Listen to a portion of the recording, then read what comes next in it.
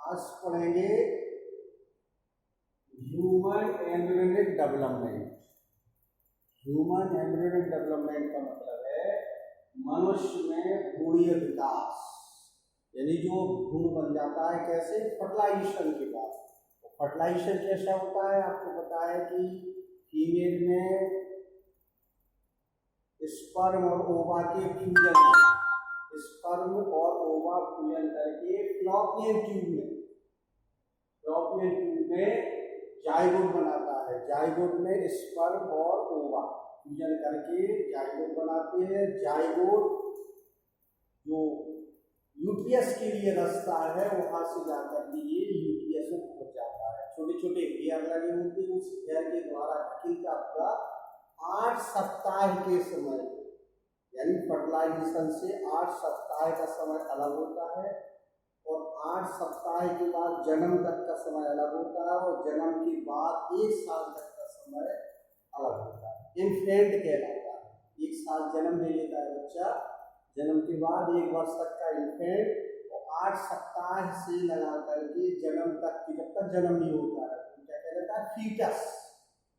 गर्भाशय के अंदर डेवलपमेंट होता है वो फीटस कहलाता है। तो ऐसे डिवाइडेशन है। और कल पढ़ा था अपन लोगों ने आवर्त चक्र। आवर्त चक्र में बताया था 27 से 29 दिन का पूरा टाइम पीरियड होता है, निषेचन नहीं होता है। तो निषेचन के बाद ये आवर्त चक्र शुरू हो जाता है ओनली फीमेल। तो उसमें 2 टॉपिक और रह गए थे। एक तो था रजोदर्शन MENARCH, दूसरा है रजोनिवृत्ति MENOPAUS। ये 2 शब्द कभी कभार ये 2 नंबर में पूछ लेती है। रजोदर्शन, रजोनिवृत्ति मतलब क्या होता है इसका?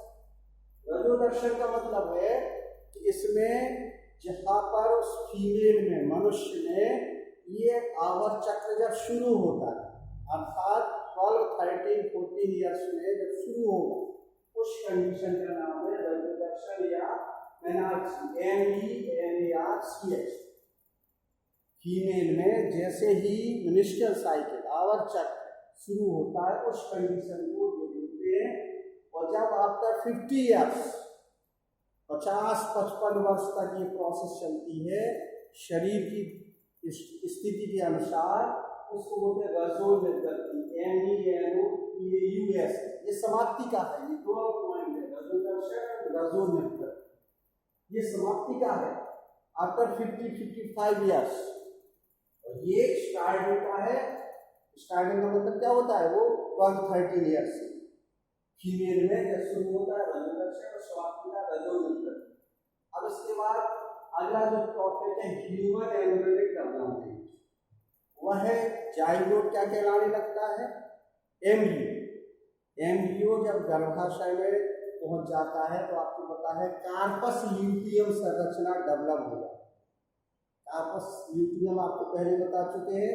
इससे क्या होता है, एक हार्मोन स्राव होता है प्रोजेस्टेरॉन, और ये प्रोजेस्टेरॉन स्रावित होकर के उससे जो डेवलपमेंट हो रहा है गर्भाशय के अंदर, उसे बच्चे को प्रमोट करता है, यानी मिला के उसमें प्लेसेंटा का फॉर्मेशन और ढेर सारी प्रोसेस शुरू हो जाती है प्रोजेस्टेरॉन के द्वारा। और यदि फर्टिलाइजेशन नहीं होता तो ये जो कार्पस ल्यूटियम समाप्त हो जाता है, और कार्पस ल्यूटियम समाप्त हो जाएगा तो प्रोजेस्टेरॉन स्रावित नहीं होगा, और प्रोजेस्टेरॉन स्रावित नहीं होगा तो वो आवर्त चक्र शुरू हो जाता है। लेकिन आप कहाँ पढ़ रहे हैं, लोग डेवलपमेंट, फर्टिलाइजेशन हो गया, फर्टिलाइजेशन के 8 सप्ताह के बाद हुआ है जाइगोट किसमें कन्वर्ट हो गया, एम्ब्रियो में।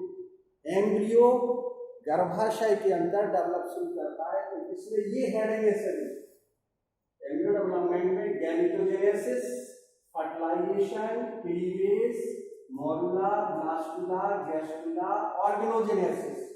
7 हेडिंग में पूरा ह्यूमन एम्ब्रियोनिक डेवलपमेंट का वर्णन किया जाता है। क्या क्या है, पहला है gametogenesis, fertilisation, cleavage, morula, blastula, gastrulation, organogenesis. तो ये गैमेटोजेनेसिस अपन लोग पढ़ चुके हैं। गैमेटोजेनेसिस का मतलब होता है युग्मक जनन। युग्मक जनन का मतलब है स्पर्मेटोजेनेसिस और oogenesis। गैमेटोजेनेसिस में दोनों आ जाएंगे। स्पर्मेटोजेनेसिस में फॉर्मेशन ऑफ स्पर्म, और oogenesis माने होता है फॉर्मेशन ऑफ ओवा इन फीमेल। ये मेल से जुड़ा हुआ है, ये फीमेल से जुड़ा हुआ है, दोनों को समग्र रूप से क्या बोलते हैं? गैमेटोजेनेसिस। गैमेट्स का फॉर्मेशन मेल गैमेट और फीमेल गैमेट। मेल गैमेट को क्या बोल देंगे? स्पर्म, और फीमेल गैमेट को क्या बोल देंगे? ओवा, मैच्योर ओवा, जिससे फर्टिलाइजेशन प्रोसेस होती है। अब इसके बाद फर्टिलाइजेशन होगा, बता चुके हैं। स्पर्म लाखों करोड़ों में संख्या में आते हैं और जाकर के जब ओवा मैच्योर ओवा से फ्यूजन करते हैं, फर्टिलाइजेशन हो जाता है, और वो जो ओवा से फ्यूजन करता है जो स्पर्म इस प्रकार का ये स्पर्म है, इसमें एक्रोसोम, जो एक्रोसोम होता है, ये क्रोसोम इस मैच्योर ओवा की लेयर को तोड़ता है। एक्रोसोम से दो हार्मोन स्रावित होते हैं, हाइलुमिनिडेज और यूरिनिमिनिडेज। हाइलुमिनिडेज और यूरिनिमिनिडेज ऐसे अनेक स्पर्म के एक्रोसोम से निकलता है और इससे लेयर को, इस लेयर को, मैच्योर ओवा की लेयर को मिलकर के तोड़ देते हैं। और जैसे ही तोड़ते हैं तो ये ओवा के अंदर केवल स्पर्म का क्या चीज आती है? हेड वाला भाग, ये समाप्त हो जाता है, टेल वाला भाग रह जाता है, केवल हेड वाला भाग उसके अंदर फ्यूज हो जाता है। ये जाइगोट जिसका नाम दिया हम लोगों ने, उसके अंदर एक ऐसी कोशिका बनती है, ये एक ऐसी कोशिका है जिसके अंदर स्पर्म पहुंच गया और ओवा ऑलरेडी है। स्पर्म में हेप्लॉइड क्रोमोसोम की संख्या आदि क्रोमोसोम संख्या ओवा में, यानी 23 स्पर्म में मिलेंगे और 23 ओवा में मिलेंगे। कुल मिलाकर कितने हो गए? 46। तो यह कोशिका एक कोश की कोशिका है जिसमें दो जीव सम्मिलित रहते हैं। वह कोशिका कौन सी है? जाइगोट। जाइगोट ऐसी कोशिका है जिसमें दो जीव सम्मिलित रहते हैं, स्पर्म इस मेल से आया और एक ओवा जो फीमेल का है, वह एक कोशिका है जिसमें दो जीव हो। यही पर डिवीजन या डिवाइडेशन हो जाता है कि नई जनरेशन किसकी होगी, मेल होगी या फीमेल होगी।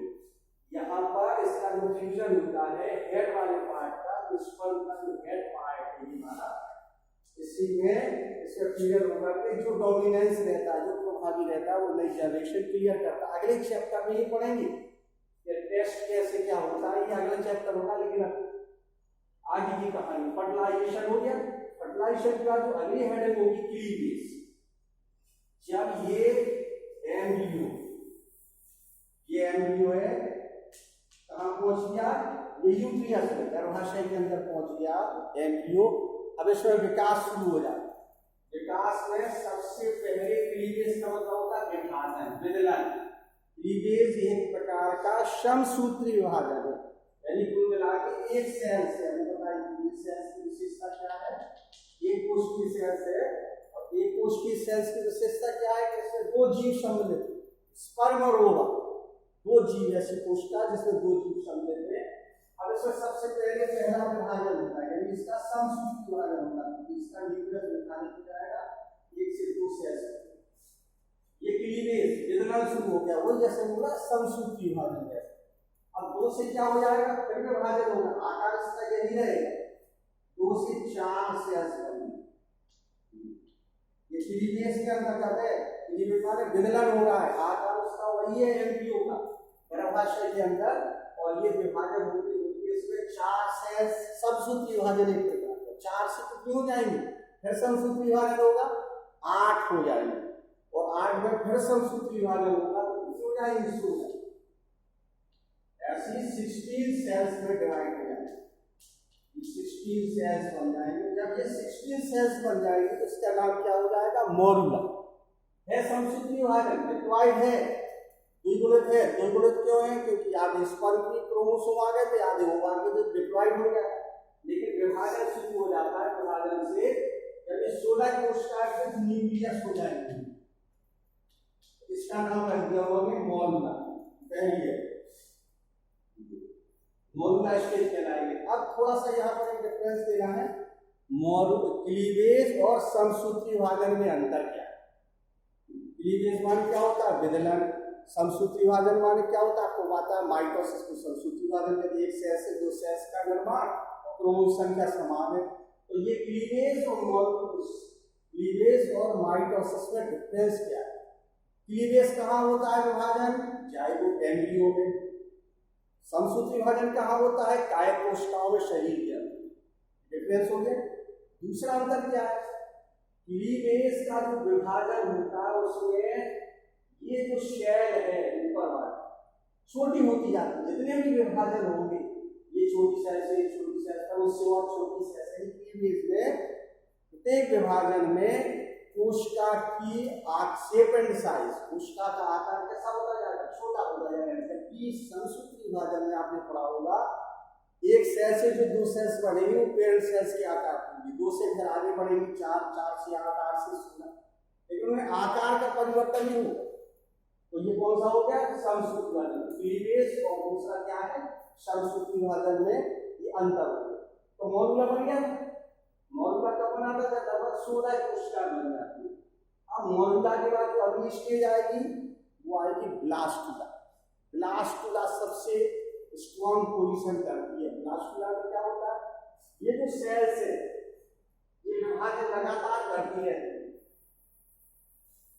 ये सेल्स से विभाजन करेंगी कि प्रत्येक विभाजन समान प्रकार का हो और ये चारों तरफ ढेर सारे आकार में इस प्रकार से बन जाएंगे। आकार बराबर होगा, बीच में गुहा बन जाएगी। ब्लास्टोसिस्ट कैविटी बनेगी, चारों तरफ समान प्रकार का विभाजन होगा।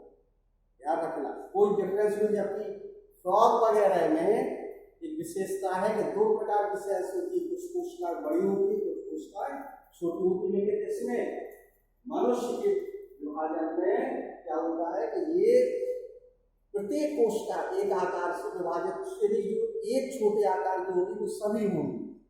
और दूसरा क्या है कि यहीं पर ये जो एम्ब्रियो है ये क्या निकाल लेता है? प्लेसेंटा जैसे बाहर निकालने लगता है। और किससे जुड़ जाता है? वहाँ गर्भ यूट्रियस से, मदर के यूट्रियस से जुड़ जाता है। इसी का नाम दे दिया इम्प्लांटेशन, रोपण विधि। यानी कुल के जो ये यूट्रियस में ब्लड में तैर रहा है, यूट्रियन मिल्क में जो तैर रहा है वह इस धागे के द्वारा मदर के यूट्रियस से जुड़ जाता है। ये विशेषता है जुड़ने की क्रिया को, इस एम्ब्रियो का मदर के यूट्रियस से जुड़ने की क्रिया को इम्प्लांटेशन या रोपण विधि कहते हैं। इसी कंडीशन है ब्लास्टुला। ब्लास्टुला में क्या कंडीशन आ गई? रोपण विधि, जुड़ जाना। अब अंतिम स्टेज है गैस्ट्रुलेशन। इसके फिगर वगैरह हम बाद में बनाएंगे। गैस्ट्रुलेशन में क्या होता है? गैस्ट्रुलावस्था इसी के अंदर और वृद्धि होती है और अंदर आकार वही रहेगा। इसका 3 लेयर बन जाती है गैस्ट्रुलेशन में, और ऊपर में 3 लेयर, 3 लेयर अंदर, 3 लेयर बाहर। गैस्ट्रुलेशन की कंडीशन है। गैस्ट्रुलेशन में जो एम्ब्रियो के अंदर 3 लेयर बनी, एक्टोडर्म, मेसोडर्म और एंडोडर्म। एक्टोडर्म, मेसोडर्म और एंडोडर्म ये 3 इंटरनल लेयर हैं इसकी, जिससे नए शिशु के ऑर्गन्स का निर्माण होगा। नए शिशु का क्या होगा? ऑर्गन्स का निर्माण होगा, एक्टोडर्म, मेसोडर्म और एंडोडर्म। जबकि इस एम्ब्रियो के बाहर 3 लेयर बनेंगी, एम्नियोन, कोरियोन और एलेंट्रॉयस। एम्नियोन, कोरियोन और एलेंट्रॉयस से तीनों लेयर का निर्माण होगा। इसमें बाहर एक्स्ट्रा एम्ब्रियोनिक मेम्ब्रेन, इनको बोलेंगे एक्स्ट्रा एम्ब्रियोनिक, इनको बोलेंगे इंटरनल मेम्ब्रेन। इनसे क्या बनेगा? उस शिशु के ऑर्गन्स का निर्माण। इनसे शिशु के ऑर्गन्स का निर्माण होगा। ऑर्गन का मतलब अंगों को, कोई सिर बनाएगा, कोई हाथ बनाएगा, कोई पैर बनाएगा, कोई उंगली बनाएगा, कोई किडनी बनाएगा। ये एक्टोडर्म, मेसोडर्म, एंडोडर्म। तो ये तीनों लेयर आगे बताएंगे इसके। एक्टोडर्म के कार्य क्या है, मेसोडर्म के क्या है और एंडोडर्म के क्या क्या ऑर्गन्स का निर्माण होता है। और एम्नियोन, कोरियोन, एलेंट्रॉयस क्या करते हैं? ये मुख्य रूप से प्लेसेंटा कंप्लीट करते हैं। प्लेसेंटा अपना क्या कहलाता है? मदर से बच्चे के अंदर अम्बिलिकल कॉर्ड, नाभि से जुड़ जाना। एक सिरा उसका किससे जुड़ेगा? नाभि से। एक सिरा मदर के गर्भाशय से। क्यों? क्योंकि इसका ब्लड में भोज्य पदार्थ ऑक्सीजन इस शिशु में यूट्रियस के अंदर आ जाएगा। एम्नियोन, कोरियोन और एलेंट्रॉयस, और ये क्या हो जाएगा? एक्टोडर्म, मेसोडर्म और एंडोडर्म। इस प्रकार से ये किसमें आ जाएगा? गैस्ट्रुलेशन में एक्टोडर्म से कुछ भाग बनेंगे, मीजोडर्म से बनेंगे और कुछ भाग शिशु किससे बनेंगे, एंडोडर्म से। एक्टोडर्म, मीजोडर्म और एंडोडर्म, एमनियोन, कॉरियोन, एलिफास, इन तीनों के बीच में ये तरल पदार्थ भरा होता है। इस तरल पदार्थ में क्या विशेषता होती है, इससे लेयर से चिपकेगा नहीं, एमनियो की जो दीवार है, ये लेयर है, इससे इसका जोड़ नहीं होता। अगर ये तरल पदार्थ होगा तो ये चिपक जाता, इसको तरल पदार्थ से लसलसा बनाए रखेगा, चिपकाए रहेगा। इसी प्रकार से एमनियोन हो गया ये। फिर दूसरा कॉरियोन, इसमें भी तरल पदार्थ होगा, ऊपर कौन सा होता है, एलिफास। ये एमनियोन, कॉरियोन और एलिफास तीनों लेयर प्लेसेंटा और सुरक्षा का प्रदान करती है किसके, भ्रूण को। अगले टर्म पर हम पढ़ाएंगे आपको एक्टोडर्म से क्या क्या बनता है, मीजोडर्म से और एंडोडर्म से किन किन अंगों का निर्माण होता है, एमनियोन, कॉरियोन, एलिफास का अलग अलग क्या क्या स्पष्ट फंक्शन है। अब इस जो चैप्टर पढ़ रहे हैं अपन लोग, इसमें 10-15 क्वेश्चन भी है छोटे छोटे, इनको हम अलग से भेज देंगे जिससे आप लोग उसको नोट कर लें। तो ये टॉपिक पूरा इसको छोड़ करके ऑर्गेनोजेनेसिस और गैस्ट्रुलेशन का शेष भाग कल इसको देंगे।